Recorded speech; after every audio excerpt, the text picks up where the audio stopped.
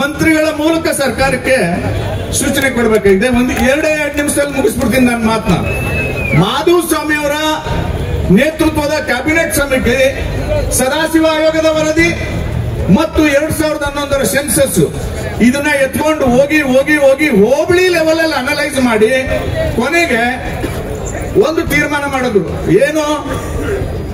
ಮಾದಿಗ ಮತ್ತು ಮಾದಿಗ ಸಂಬಂಧಿತ ಜಾತಿಗಳಿಗೆ 6%, ವಲಯ ಮತ್ತು ವಲಯ ಸಂಬಂಧಿತ ಜಾತಿಗಳಿಗೆ 5.5%, ಬೋವಿ ಲಮಾಣಿ ಕೊರ್ಚ ಕೊರಮಾಯಿ ಸಮುದಾಯಗಳಿಗೆ 4.5%, ಅಲೆಮಾರಿ ಅರೆ ಅಲೆಮಾರಿ ಸಮುದಾಯಗಳಿಗೆ 1% ಅಂತ ನಿಗದಿ ಮಾಡಿದ್ರು. ವಲಯರಿಗೂ ಮಾದಿಗರಿಗೂ 0.5% ಕಡಿಮೆ ಹಾಕಿದೆ ಅಂದ್ರೆ 2011ರ ಸೆನ್ಸಸ್ ಮತ್ತು ಸದಾಶಿವ ಆಯೋಗದ ವರದಿ ಇದೆರಡನ್ನು ಕಂಪೇರ್ ಮಾಡುವಾಗ ಡಿಫರೆನ್ಸ್ ಬಂದಿದ್ದು ಎಷ್ಟು ಅಂದ್ರೆ 36,000. ಮಾದಿಗರು ವಲಯರಿಗಿಂತ ಅಂದ್ರೆ ವಲಯ ಸಂಬಂಧಿತ ಜಾತಿಗಳಿಗಿಂತ ಮಾದಿಗ ಸಂಬಂಧಿತ ಜಾತಿಗಳು 36,000 ಜಾಸ್ತಿ ಇದ್ದಾರೆ ಅಂತ ಬಂತು. ಹಂಗಾಗಿ 0.5% ಜಾಸ್ತಿ ಸಿಕ್ಕಿದೆ ಅವ್ರಿಗೆ. ಇದು ಆದೇಶನೂ ಆಯ್ತು, ಮೀಸಲಾತಿ ಹೆಚ್ಚಳನೂ ಆಯ್ತು. ಇದೇ ಸಂದರ್ಭದಲ್ಲಿ ನಮ್ಮ ಸಹೋದರ ಯಾರು ಇಲ್ಲಿ ಮಾತಾಡಿದ್ರಲ್ಲ, ಬಾಚಮಿ ಕೊಡ್ಲಿ ತರ ಮಾತಾಡಿದ್ರು ಅವರು. ಬಹಳ ಸಂತೋಷ ಅನಿಸ್ತು ನನಗೆ. ಕೊಡ್ಲಿ ಅವರು ಒಂದು ಮಾತು ಹೇಳಿದ್ರಲ್ಲ, ಕೊಡ್ಲಿ ಅವರಲ್ಲ, ನಮ್ಮ ಭಾಸ್ಕರ್ ಪ್ರಸಾದ್ ಹೇಳಿದ್ದು. ಮಾದಿಗ ದಂಡೋರದ ಸರ್ವೋಚ್ಚ ನಾಯಕ ಪ್ರಧಾನಮಂತ್ರಿ ಕಾಲ್ ಕಟ್ಕೊಂಡ್ರು ಅಂತ. ಪ್ರಧಾನಮಂತ್ರಿ ಫೀಲ್ ಮಾಡ್ಕೊಂಡಿದ್ದೇನ್ ಗೊತ್ತೇನ್ರಿ? ನನ್ನ ಕಾಲೆಳೆಯೋದು ಮೂಲಕ ಕಾಲಿಗೆ ನಮಸ್ಕಾರ ಮಾಡೋದ್ರ ಮೂಲಕ ದೊಡ್ಡ ಹೊರೆಯನ್ನ ನನಗೆ ಹೊರಿಸಿದ್ದಾರೆ, ಇದನ್ನ ಬಿಡಿಸಬೇಕು ಅಂತ ಹೇಳಿ ಆಗಸ್ಟ್ ತಿಂಗಳಲ್ಲಿ ಸುಪ್ರೀಂ ಕೋರ್ಟ್ ಜಡ್ಜ್ಮೆಂಟ್ ಬಂದಿದೆಯಲ್ಲ, ಹಲೋ ಜಡ್ಜ್ಮೆಂಟ್ ಬಂದಿದೆಯಲ್ಲ, ಈ ಒಳ ಮೀಸಲಾತಿ ವಿಚಾರವನ್ನ ಆಯಾ ರಾಜ್ಯ ಸರ್ಕಾರಗಳು ಮಾಡಿ ಅಂತ ಜಡ್ಜ್ಮೆಂಟ್ ಬಂದಿದೆಯಲ್ಲ ಸುಪ್ರೀಂ ಕೋರ್ಟ್ ಇಂದ. ಆ ಜಡ್ಜ್ಮೆಂಟ್ ಬರೋದಕ್ಕೆ ಕಾರಣ ಅವತ್ತು ಕಾಲಿಗೆ ನಮಸ್ಕಾರ ಮಾಡಿದ್ದು ಮಂದಕೃಷ್ಣ ಮಾದಿಗವರು. ಜಡ್ಜ್ಮೆಂಟ್ ಬಂತು. ಈ ಓಟ್ ಹಾಕ್ಲಿ ಅಂತೆಲ್ಲ ಮಾಡಿರೋದು ಇದನ್ನ ಒಳ ಮೀಸಲಾತಿ ತರೋದ್ರ ಮೂಲಕ ಭಾರತದ ಸಂವಿಧಾನದ ಅನುಚ್ಛೇದ 15ನ್ನ ಎತ್ತಿ ಹಿಡಿಯುವಂತಹ ಒಂದು ನಿರ್ಧಾರವನ್ನ ಪ್ರಧಾನಮಂತ್ರಿಗಳು ಮಾಡಿರೋದು. ಏನ್ ಹೇಳುತ್ತಾ 15? ರೈಟ್ ಟು ಈಕ್ವಾಲಿಟಿ, ಸಮಾನತೆಯ ಹಕ್ಕು. ಆ ಸಮಾನತೆಯ ಹಕ್ಕು ಇಲ್ಲೆಲ್ಲ ಒಂದ್ ಕಡೆ ಕೊರತೆ ಆಗಿದೆ. ಇದನ್ನ ಸರಿ ಮಾಡೋದಕ್ಕೆ ರಾಷ್ಟ್ರ ಮಟ್ಟದಲ್ಲಿ ಬೇಕಾಗಿಲ್ಲ, ಆಯಾ ರಾಜ್ಯಗಳು ಮಾಡ್ಲಿ ಅಂತ ಸುಪ್ರೀಂ ಕೋರ್ಟ್ ಜಡ್ಜ್ಮೆಂಟ್ ಬಂದಿದೆಯಲ್ಲ, ಆ ಜಡ್ಜ್ಮೆಂಟ್ ಬರ್ಲಿಕ್ಕೆ ಪ್ರಧಾನಮಂತ್ರಿಗಳು ಕಾರಣ. ಎರಡನೇ ಮಾತು ಹೇಳ್ತೀನಿ, ಎಲ್ಲರೂ ವಲಯರು, ಮಾದಿಗರು, ಬೋವಿಗಳು, ಲಂಬಾಣಿಗಳು, ಕೊರ್ಚರು, ಕೊರಮರು, ಅಲೆಮಾರಿಗಳು ಎಲ್ರಿಗೂ ಹೇಳ್ತಾ ಇದ್ದೀನಿ, ಈ ಒಳ ಮೀಸಲಾತಿಯ ತತ್ವ ಇದೆಯಲ್ಲ, ಆ ತತ್ವ ಸಂವಿಧಾನದ ತತ್ವ. ಆ ತತ್ವವನ್ನ ನನ್ನ ರಾಜಕೀಯ ಗುರುಗಳಾದಂತ ಮಾನ್ಯವರು ಕಾಂಚೀರಾಮ್ ಸಾಹೇಬರು ಯಾವ ಭಾಷೆಯಲ್ಲಿ ಹೇಳ್ತಿದ್ರು ಅಂದ್ರೆ, ಜಿಸ್ಕಿ ಜಿತನಿ ಸಂಖ್ಯಾ ಬಾರಿ ಉಸ್ಕಿ ಉತನಿ ಭಾಗದಾರೆ. ಯಾರ್ಯಾರ ಜನಸಂಖ್ಯೆ ಇದೆಯೋ ಅಷ್ಟು ಪಾಲು ಅವ್ರಿಗೆ ಕೊಡ್ಬೇಕು ಅನ್ನೋದು ಸಂವಿಧಾನದ ಆಶಯ, ಸಂವಿಧಾನದ ತತ್ವ. ಆ ಕೆಲಸವನ್ನ ಇವತ್ತು ಮಾಡಬೇಕಾಗಿದೆ. ನಾನು ಹೇಳ್ತೀನಿ ಸನ್ಮಾನ್ಯ ಸಿದ್ದರಾಮಯ್ಯನವ್ರಿಗೆ, ಕತೆ ಹೇಳ್ಬೇಡಿ ನೀವು ಕತೆ ಹೇಳ್ತಾ ಇದ್ದೀರಿ ಅಂದ್ರೆ ಇಲ್ಲಿ ಅರ್ಥ ಆಗ್ತಾ ಇದೆ ಜನರಿಗೆ. ಏನಂತ ಅಂದ್ರೆ, justice delayed is justice denied. ದಿನ ಪೂರ್ತಿ ನಡೆಯೋದು ಎಷ್ಟು ಕಷ್ಟ ಅಂತ ನಾನು ಅನುಭವಿಸಿದ್ದೀನಿ. ಆ ಕಾರಣಕ್ಕೋಸ್ಕರ ಅವ್ರಿಗೆ ನಾನು ಕೃತಜ್ಞತಾ ಭಾವದಿಂದ ಅವರ ಪಾದಗಳಿಗೆ ಶರಣಾರ್ಥಿ ಅಂತ ಹೇಳ್ತಾ ಇದ್ದೀನಿ.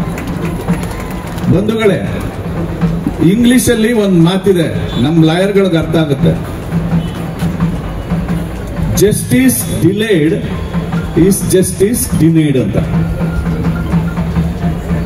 ನ್ಯಾಯ ವಿಳಂಬನೆ ಇದೆಯಲ್ಲ, ಅದು ನ್ಯಾಯ ನಿರಾಕರಣೆಯ ಒಂದು ತಂತ್ರ.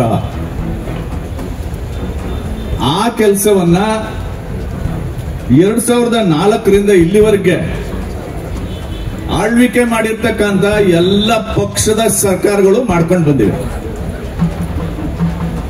ನಾನಿಲ್ಲಿ ಯಾವುದೇ ಪಕ್ಷವನ್ನ ಡಿಫೆಂಡ್ ಮಾಡ್ಕೊಳಕ್ ಬಂದಿಲ್ಲ, ವಾಸ್ತವ ಸತ್ಯವನ್ನ ನಿಮ್ ಮುಂದೆ ಹೇಳಲಿಕ್ಕೆ ಬಂದಿದ್ದೀನಿ. 2004ರಲ್ಲಿ ಧರ್ಮಸಿಂಗ್ ಅವರ ಅಧಿಕಾರ ಇದ್ದಾಗ ಸದಾಶಿವ ಆಯೋಗದ ನೇಮಕ ಆಯಿತು. ನಿಮಗೆ ಗೊತ್ತಿರಲಿ, 4 ವರ್ಷಗಳ ಕಾಲ ಸದಾಶಿವ ಆಯೋಗಕ್ಕೆ ಒಂದು ಕಚೇರಿ ಇರಲಿಲ್ಲ, ಒಂದು ಸ್ಟಾಫ್ ಇರಲಿಲ್ಲ, ಏನೇನೂ ಇರಲಿಲ್ಲ, ಖಾಲಿ. 2008ರಲ್ಲಿ ಅವ್ರಿಗೊಂದು ಕಚೇರಿ ಕೊಟ್ಟು, ಸ್ಟಾಫ್ ಕೊಟ್ಟು, ಸರ್ವೆ ಮಾಡ್ಲಿಕ್ಕೆ ಬೇಕಾದಂತ ಹಣಕಾಸಿನ ವ್ಯವಸ್ಥೆಯನ್ನ ಮಾಡಿಕೊಟ್ಟವರು ಸನ್ಮಾನ್ಯ ಯಡಿಯೂರಪ್ಪ ಸಾಹೇಬರು. ಗುಣಕ್ಕೆ ಮತ್ಸರ ಉಂಟೆ ಅಂತ ಒಂದು ಮಾತಿದೆ. ನಮಗೆ ಯಾರು ಒಳ್ಳೆ ಕೆಲಸ ಮಾಡಿದ್ದಾರೆ ಅವ್ರನ್ನ ಗುಣಗಾನ ಮಾಡಬೇಕು. ಸೊ ಸದಾಶಿವ ಆಯೋಗಕ್ಕೆ ಶಕ್ತಿ ಕೊಟ್ಟಿದ್ದು ಸನ್ಮಾನ್ಯ ಯಡಿಯೂರಪ್ಪನವರು. ಆನಂತರ 2012ರಲ್ಲಿ ವರದಿ ಮಂಡನೆ ಆಯಿತು. 2013ರಿಂದ 2018ರವರೆಗೆ ಸನ್ಮಾನ್ಯ ಸಿದ್ದರಾಮಯ್ಯನವ್ರ ಸರ್ಕಾರ ಇತ್ತು. ಅದು ಕೂಡ ಪೂರ್ಣ ಬಹುಮತದ ಸರ್ಕಾರ. ಅಲ್ಲಿ 5 ವರ್ಷ ಅನೇಕ ತಂತ್ರ ಕುತಂತ್ರಗಳಿಂದಾಗಿ ಡಿಲೇ ಆಯಿತು. ಬಿಜೆಪಿ ಸರ್ಕಾರ ಬಂತು. ಬಿಜೆಪಿ ಸರ್ಕಾರ ಬಂದಾಗ ನಾನು ಭಾರತೀಯ ಜನತಾ ಪಾರ್ಟಿಯ ಕಾರ್ಯಕರ್ತನಾಗಿ ನಾನು BSP ಇಂದ ಗೆದ್ದಿದ್ದೆ. ಅನೇಕ ಕಾರಣಗಳಿಗೋಸ್ಕರ ನಾನು ಬಿಜೆಪಿಯ ಅಸೋಸಿಯೇಟ್ ಮೆಂಬರ್ ಆದೆ. ಇಲ್ಲಿ ನಮ್ಮ ರಾಜೇಂದ್ರ ಅಡ್ವೊಕೇಟ್ ಇದ್ದಾರೆ. ಈ ಒಳ ಮೀಸಲಾತಿ ಹೋರಾಟ ನಡೆಯುವಾಗ ನನಗೆ ಒಳಗೋಗಕ್ಕೆ ಒಂದು ಅವಕಾಶ ಸಿಕ್ಕಿದ್ರೆ ನಾನು ಮಾತಾಡ್ತೀನಿ ಮರಯ್ಯ ಅಂತ ಹೇಳ್ತಿದ್ದೆ. ಸೊ ನಿಮಗೆ ಗೊತ್ತಿರಲಿ, ಸದಾಶಿವ ಆಯೋಗದ ವರದಿಯನ್ನ ಸದನದಲ್ಲಿ ಮಂಡಿಸಿ ಅಂತ ಫಸ್ಟ್ ಮಾತಾಡಿದ್ದು ನಾನು. ಗೋವಿಂದ ಕಾರಜೋಳ ಅವರು ನನಗೆ ಹೇಳಿದ್ರು ನೀನ್ ಮಾತಾಡು ಅಂತ. ನಾನು ಮಾತಾಡಿದೆ. ಆ ಸಬ್ಜೆಕ್ಟ್ ಬಂದಿರಲಿಲ್ಲ. ST ರಿಸರ್ವೇಶನ್ ಸಂಬಂಧಪಟ್ಟಂತ ಒಂದು ವಿಚಾರ ಚರ್ಚೆಗೆ ಬಂದಾಗ ಇದನ್ನ ಎತ್ಕೊಂಡು ಇಲ್ಲಿ ಮಂಡಿಸಿ ಸದಾಶಿವ ಆಯೋಗದ ವರದಿ ಅವೈಜ್ಞಾನಿಕವಾಗಿದೆ ಅಂತ ನಮಗೆ ಕಂಡು ಬಂದ್ರೆ ಸದನಕ್ಕೆ ರಿಜೆಕ್ಟ್ ಮಾಡೋಣ, ಇಲ್ಲ ಸಣ್ಣ ಪುಟ್ಟ ಆಲ್ಟರ್ ಮಾಡ್ಕೊಂಡು ಇದನ್ನ ಜಾರಿ ಮಾಡಬಹುದು ಅಂತ ನಮ್ ಗಮನಕ್ಕೆ ಬಂದ್ರೆ ಜಾರಿ ಮಾಡೋಣ ಅಂತ ಮಾತಾಡಿದೆ. ಅದಾದ್ಮೇಲೆ ನಾನು ಗೋವಿಂದ ಕಾರಜೋಳ ಸಾಹೇಬರು ಅಷ್ಟೊತ್ತಿಗೆ ಮುಖ್ಯಮಂತ್ರಿಗಳಾಗಿ ಬಸವರಾಜ ಬೊಮ್ಮಾಯಿ ಅವರು ಬಂದಿದ್ರು. ಅವ್ರ ಮುಂದೆ ಎಷ್ಟು ಒತ್ತಡ ಮಾಡಿದ್ದೀವಿ ಅಂತಂದ್ರೆ, ಬಿಜೆಪಿ ಸರ್ಕಾರ ಇರುವಾಗಲೇ ಆದೇಶ ಮಾಡಿ ಅಂತ ಒತ್ತಡ ಮಾಡಿದ್ವಿ. ಒಳ ಮೀಸಲಾತಿ ಜೊತೆಗೆ SC STಗಳ ಜನಸಂಖ್ಯೆಗೆ ಅನುಗುಣವಾಗಿ ಮೀಸಲಾತಿನ ಜಾಸ್ತಿ ಮಾಡಬೇಕು ಅನ್ನೋ ಒಂದು ಒತ್ತಡ ಕೂಡ ಇತ್ತು. ಸೊ ಈಗ ಮೀಸಲಾತಿ ಪ್ರಮಾಣವನ್ನು ಜಾಸ್ತಿ ಮಾಡಬೇಕು, ಆ ಪ್ರಮಾಣಕ್ಕೆ ಅನುಗುಣವಾಗಿ ಒಳ ಮೀಸಲಾತಿಯನ್ನು ಜಾರಿ ಮಾಡಬೇಕು ಅಂತ ಹೇಳಿ ಪಟ್ಟಿಡಿದ್ವಿ ನಾವು. ಅದರ ಪರಿಣಾಮ ಅನ್ಫಾರ್ಚುನೇಟ್ಲಿ ಚುನಾವಣೆ ನಾಳೆ ಘೋಷಣೆ ಆಗಿದೆ, ಇವತ್ತು ಕ್ಯಾಬಿನೆಟ್ ಡಿಸಿಷನ್ ಆಗಿ ಅನೌನ್ಸ್ ಮಾಡೋದು.